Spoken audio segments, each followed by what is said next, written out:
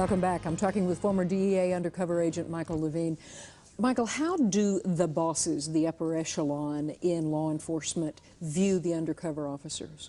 With great distrust. The feeling is if you're that good and you can get these really big criminals to trust you, there must be something wrong. Now, that's the unpublic opinion, but that's the reality. If you examine law enforcement, deep cover and undercover agents, they almost never reach the end of their career. I was incredibly lucky to reach the end of my career. Suffered a back injury and had a chance to retire, didn't you? Yeah, yeah. In essence, yeah.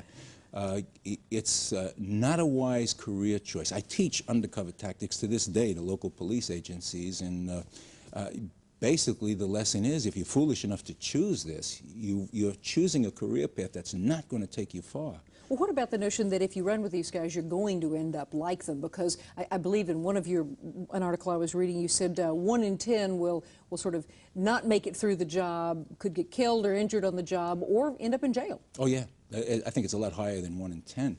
You know, the life expectancy for a DEA agent in general is, I think, 55 years of age. Now, if you start to focus on guys who make men and women who make careers of becoming other people, living with criminals, especially deep cover operations where you go into other countries against the laws of those countries and you live with criminals and you are not protected at all.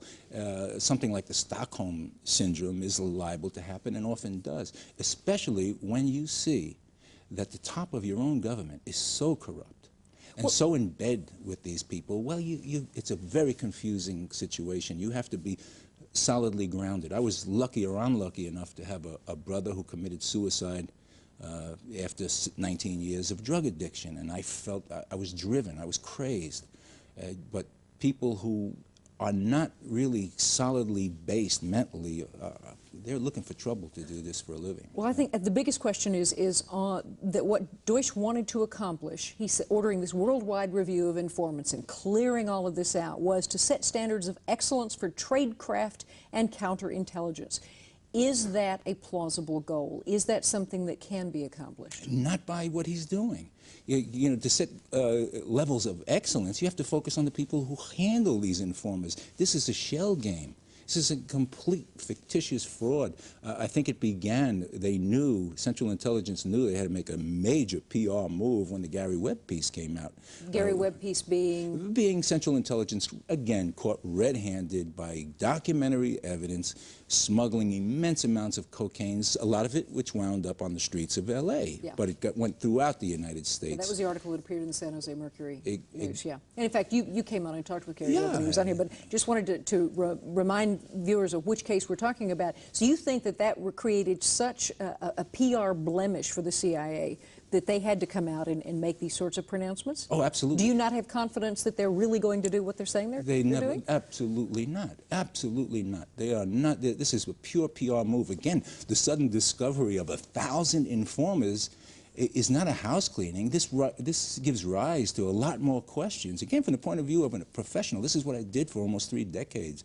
And again, I was an inspector of operations. If any DEA office suddenly fired 1/3 of its operatives for criminal acts, for drug smuggling, for being non-productive, a flood of inspectors would then focus on the agents themselves to fix that immense drain, that immense problem that exists. So this new standard of excellence, it means absolutely nothing unless you go after people like the people who, the CIA officers who went to the head of DEA and asked for permission to smuggle tons of drugs into the U.S. and then without the permission did it anyway. Now, if you want new standards of excellence, put those people in jail. And then you're taking a meaningful step.